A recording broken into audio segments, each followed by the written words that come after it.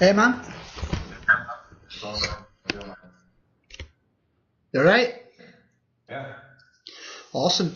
I know you're in Germany at the moment, so what's kind of got? Are you just over there doing promotion, or are you doing something? Seen the sights, or? It's mainly promotion and some meetings. So, but Awesome. it's, Well, first question obviously is you've got two new members in your band, Nat and I hope I'm pronouncing this right, Hjalm Dar. They've come into the band. How are they fitting in, and have they contributed to the record in any way? actually, it's only Hellemar is still with the band, and Matt is not with us anymore since a long time. But Hellemar is have grown into the band very good, and the two, he's been contributing with the lyrics for the new record. The two of us work very good together, and on the vocal part for this album, and it just felt natural to work like this together. It's very good. That's awesome.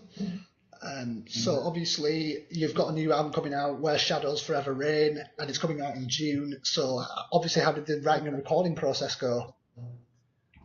It's been up and down. I've been writing for a couple of years, on and off, and then it's been things that just been too distracting for me to focus on the songwriting. But when I finally find, you know, find an inner peace to focus on this, it went pretty all right, and I had lots of inspiration and things that I wanted to bring forth in the music, and I think the results are now pretty decent. Yeah. I mean, obviously, it's been about 7 years since the last record came out. So, what prompted the massive gap between albums? There's lots of factors. One thing was, since the last record, we were touring quite, a couple of years after we released that record. I think we went all around the world twice uh, over the years, and then we had we were looking for a new vocalist, and that took some time, which obviously had to halt us a little bit to be in the public eye for a while. And then when we had that settled, we felt like, okay, now it's time to try and focus to complete a new record. And it's been taking some time to finish that writing process off, and so it's lots of things that's been going on over the years. But we've been active pretty much at all time, and it's just maybe not in the public eye, all the time. Cool. Obviously, about a year ago, you released the tracks Known to the Cross and Temple of Ahriman, and they seemed a lot more sort of mid-paced tracks. You're sort of known for doing much faster tracks. Is this kind of an indication of this where the music's going to go on the new record? I think if you look at the overall picture of the new record, it's definitely our most dynamic and varied record thus far.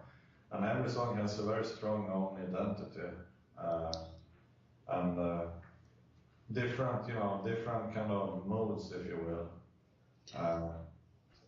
So yeah, well, it's the diversity in those two songs together is maybe a good show what the new record is going to be, but it is still,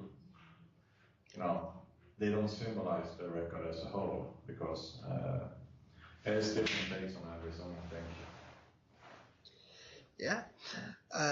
Another thing I wanted to ask specifically about the artwork. I think a lot of people I've talked to sort of said it's kind of evocative of Secrets of the Black Arts.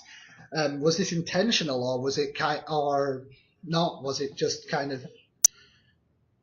No, it's just a coincidence, I guess, because at least from our side, I mean, when we when we decided to hire Necrolog for doing the artwork, uh,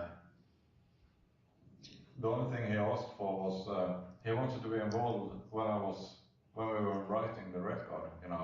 He wanted to be inspired by the music and the lyrics. So during the writing process, we provided him with both music and lyrics, and also some other input, what we had, more deeper thoughts behind the music and lyrics, so we had a better understanding of where we were on to.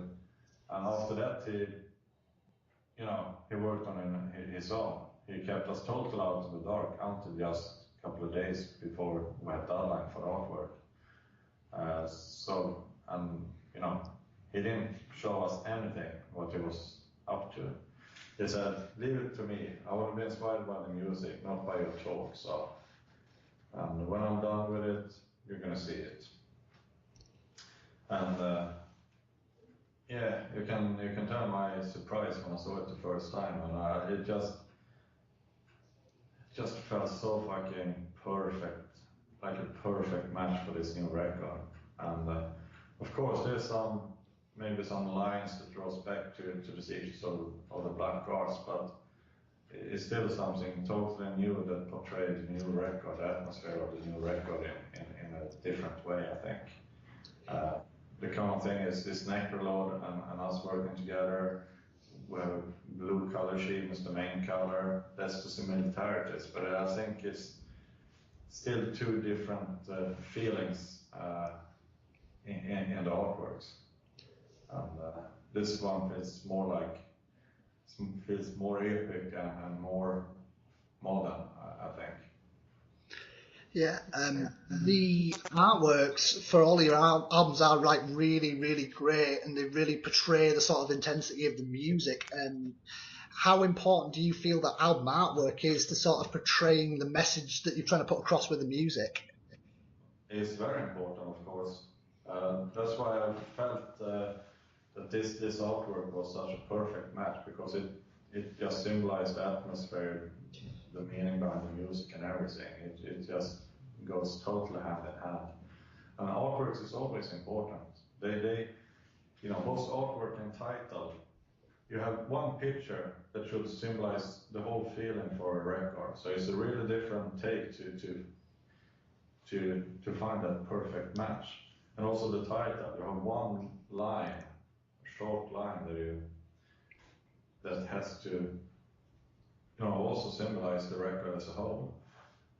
So it's both important. It's both very hard to find that, but also very important for us, I think. Everything I always had that everything, music, lyric, artwork, stage show, whatever, everything has to be from the same world and go hand in hand. Everything is just, all the combination has to work into a perfect match. So yeah, all pieces are important. Well, you mentioned lyrics just now, and lyrically, I've been reading the lyrics for Temple of Ahriman, and it's clear just from looking at that there's a lot of research gone into the subject matter of the songs. So is it equally important, especially with a band like you, where you've got a very strong message behind your lyrics? Is it important for you to really work on the lyrics and sort of stuff like that? Yeah, of course, and also for this record, one thing that we worked and even discussed more than ever, to be honest. It was one thing I felt was going to be important with this record, was that the music has to be in symbiosis with the lyrics and vice versa. So that means that normally my take used to be like this, when people try to go a little bit more personal on me, what the music symbolizes and stuff. And I feel like I always felt like the music, what I give through the music, that's what I want to give from me. I think that tells a lot of me and who I am. But this time, since the lyrics had to work with the music, I realized that I had to open up myself a little bit more for Helge Mother, and tell him what I had in mind with the song. And from there he could form his own vision and idea and start writing the lyric. And also, he also had some personal stories that's going on within the lyrics. That's his own personal take, of course, but it still matched my idea with the music. That was one very important thing for this new record. Brought in more personality into everything, just because that also gives a stronger impact on the final result. Yeah. Another sort of leading on from the lyrics is obviously you guys don't shy away from sort of talking about your feelings about Christianity, and you quite clearly are fans of it, obviously. But I wanted to kind of ask, because especially with a lot of people will have like one defining experience which kind of like shows them the sort of hypocrisies of religion or something like that, or will sort of piss them off about religion. Did you ever have a defining moment where you kind of started to see through the bullshit with organized religion? Not really. I always, ever since I was a kid, I always been against religion. I remember when I was just a couple of years old, there was lots of missionaries that came and knocked on our door and wanted to preach their religion. All kinds of different missionaries. And I always hated them. I always felt like, why are you here fucking pushing on to some fucking fairy tales? And then people start, already when I was 7, 8 years old, people start calling me, you're the Antichrist, you're a Satanist, you're a devil worshipper. And I was like, fine, maybe I am, Then already at that time, I was into, philosophy cult. I had some interest from that side already when I was really young.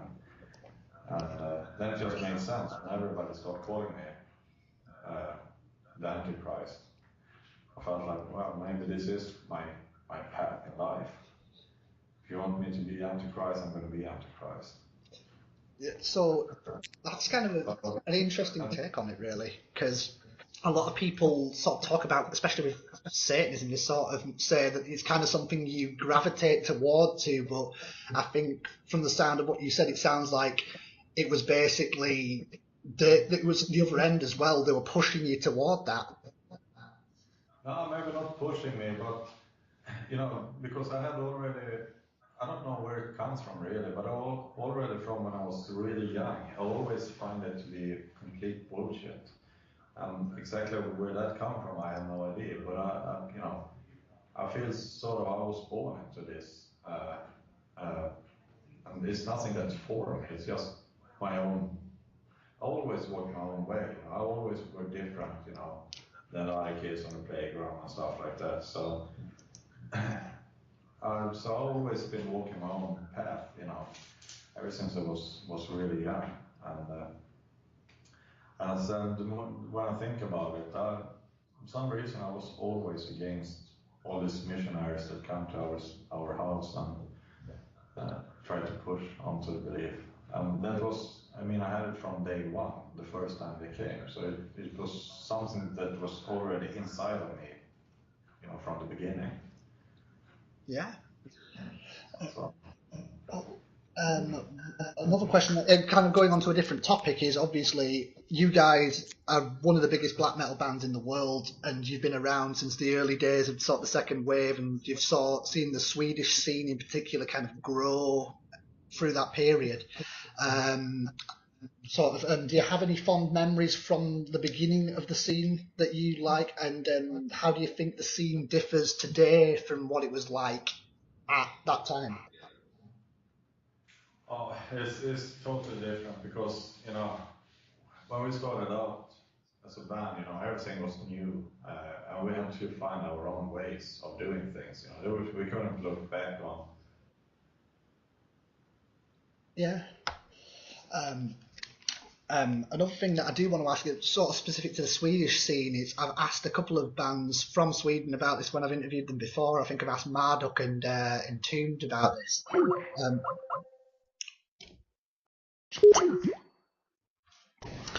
Sorry about that. Yeah, it's that Sky. I don't know if it was a connection thing. Essentially, like I was saying, the whole thing with Swedish extreme metal, it tends to be, I guess, more melodic and much more tight and accessible in sound. Do you think there's anything about sort of Sweden that sort of causes that bands, especially in extreme metal, to gravitate more towards that sound? I don't know. When I started playing, there was no band.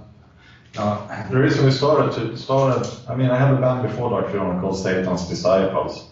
That was when I was still living up north, and there was no band like that at that time. And my intention already from the beginning was to start something that were going to be darker and more extreme than everything else, because I felt like that was something I was missing. There was lots of bands I had liked, but the spiritual side of the bands at that time were not really what I were into. I were into the more darker side of life and music. So we basically had to start, try to find something new and bring more extremity into everything. So that's from where I come from, and yeah. Another thing I want to sort of ask is next month you're coming to London to I think, a headlining Incineration Festival. So I just want to see what can fans expect from the show. They would be one of the first. We're playing a show the day before, and that's going to be the first show we do with new songs. But other than that, the people at Inspiration are going to be among the first people to experience new songs from the new record. And I'm totally looking forward to bring new songs live on stage. It's going to be awesome. How many roughly are you going to put into your set from the new album? We have. At this point, we put together 3 different lengths, because sometimes, I mean, we're not always headlining shows, and sometimes festivals, you have a certain time on stage, so we have 3 sets put together, and I haven't got the stage time for Inspiration Fest yet, so I don't know which set we're doing, if we have 1 hour or 75 minutes or 90 minutes, but we're going to try and play. I mean, if I have 60 minutes, we're going to give 60 minutes. If I have 75, we're going to give 75 minutes. So we'll see. I know that question has been sent in from our tour manager, so we'll see. But we're going to, it depends on the set lengths, how many new songs we do, because we still want to offer some older stuff, older classics and strong songs also. Yeah. Well, speaking of live shows as well, now that this is your 6th album that's coming out, it obviously gives you more material to work from, and it sort of and like you said, there's time constraints, so you have to cram as much of your music into that period as possible. So, how do you as a band, how do you tend to select a set list, and is there any particular personal favourites that you would like to sort of incorporate into the set list more often? Of course, everybody have their own personal favorites to play. So it's just the more records and the more songs you write, the more difficult it is to put together a set list.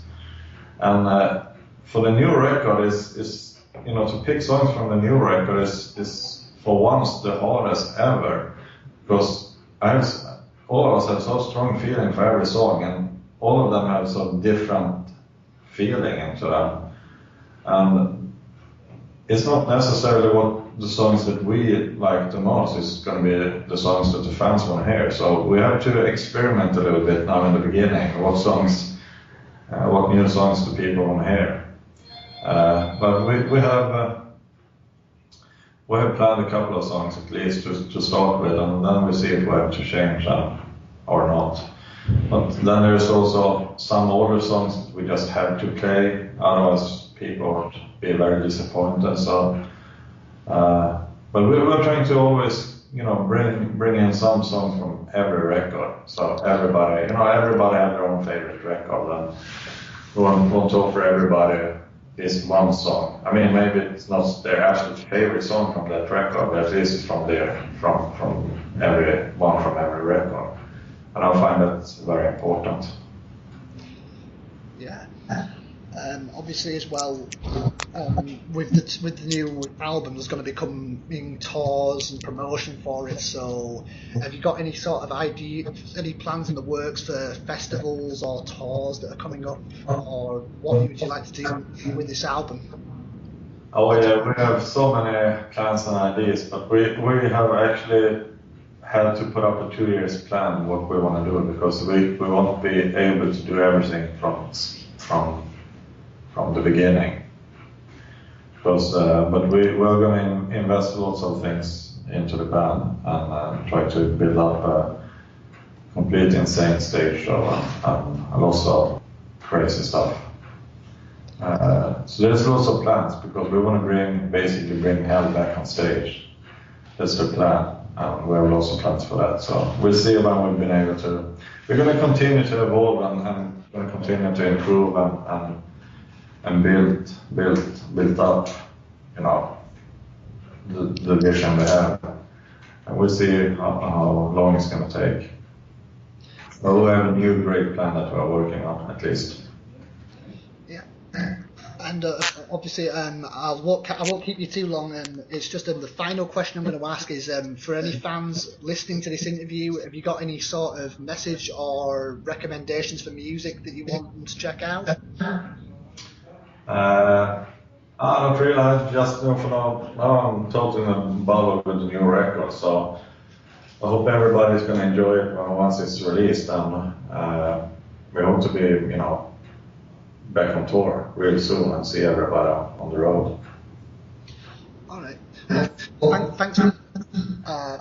Thanks for your time and everything, and have an awesome day as well, man. All right, cool, man.